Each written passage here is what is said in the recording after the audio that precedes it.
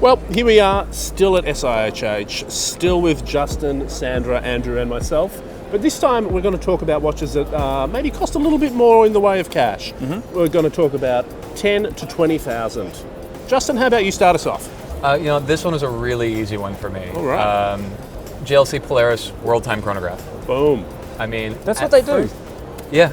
World times. Yeah, exactly. And they do it well. First off, I've always found it hard to find a nice World Time chronograph that wasn't just a 30-minute register. Mm-hmm. That drives me bonkers. Especially if you're traveling all the time. First world problems, huh? It's so hard. But at 44 millimeter, I was worried it was going to be a bit big. Lugs are nice and short, fits perfectly on me. Yeah, loved it. Absolutely. And do you know the international price on that? I think 14.7, if I'm not mistaken. Okay. Yeah. Hopefully that sneaks in under 20. Yes. You've intrigued me with one comment. Why does the 30-minute register bother you so much? Practicality. And I use my chronographs for everything. I'm gonna hop on a train. You are a rarity. Yeah. Did you mean that? Yeah. You meant you really do. I really do. My chronographs are not running 100% of the time because I hate just the running seconds for the sake of running seconds. Yeah. But no, if there's something that I can time that's completely useless, I'll still time it. We should time the segment. You time your cooking, right? I didn't wear a chronograph this time. So, Andrew, what have you liked? Well, I was going to say, there's been slim pickings for me this year. Because controversial. I've gone from slim Santos to a slim Panerai Luminor Due GMT. Oh, yeah, the bigger one. Yes. Yep, cool. The bigger one. It has that beautiful starburst dial. And look, the thing that's surprising me this year is that when a watch like the Santos in my last in our last segment, and then the Luminor Due this year, slips onto the wrist with a shirt on, as we have at watch fairs. We don't get to wear t-shirts as much as we might like to. Sure. Apart from, it is also very cold. Yes, that's also true. It is -4 degrees outside. But no, I'm getting I don't know whether I'm aging or becoming more sophisticated, which there's a... sophistication, I can see it. Yeah. That's the one. I was gonna make an aging joke. Yeah. Yeah. This is a really introspective watch list. It is. No, anyway, enough about me. The watch is beautiful. The movement is beautiful. The open case back is beautiful. We have a micro rotor, which I just like playing with that. Yeah. And who doesn't love a GMT? Who doesn't? Most useful complication. Well, I've got one on. I use it when I travel, and I just think that this is proof to me that Panerai can change, and that while it isn't what we the iconic Panerai heft, I'm enjoying the slim one. Yeah.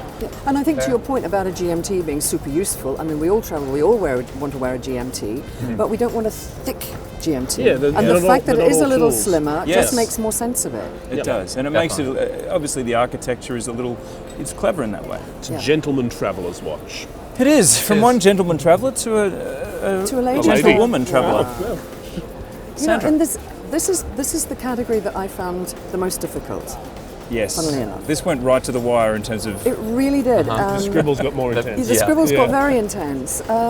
So I was thinking, what I think is nice is that the real legacy houses have been thinking through what they do, trying to, not to dilute the product, but to create things that are more accessible.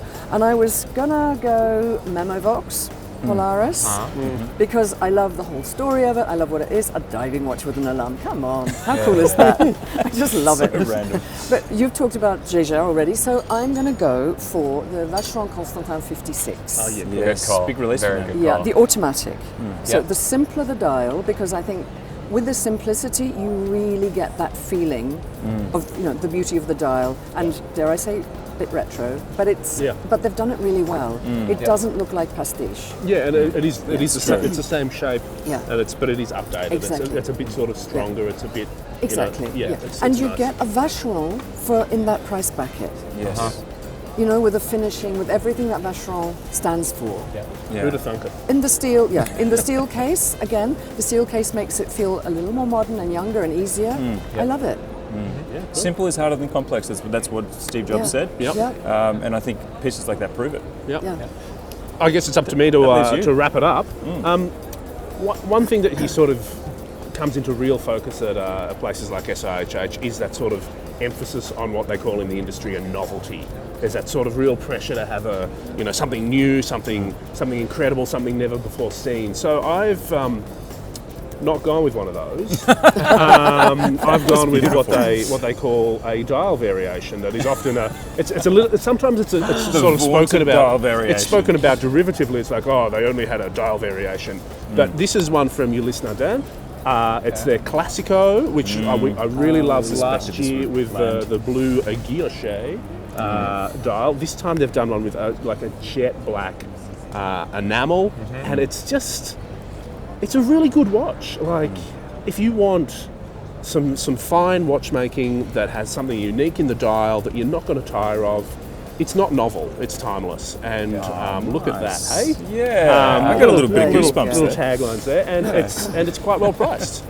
So yeah, that's my choice. And I think enamel, inky black enamel. And when you see that enamel, you almost want to dive into it. You It's can't see the beautiful. bottom of it. Exactly. Yeah. Beautiful. Well, we're 2 down. We have 2 to go. We're moving to the next price point now, so don't go anywhere.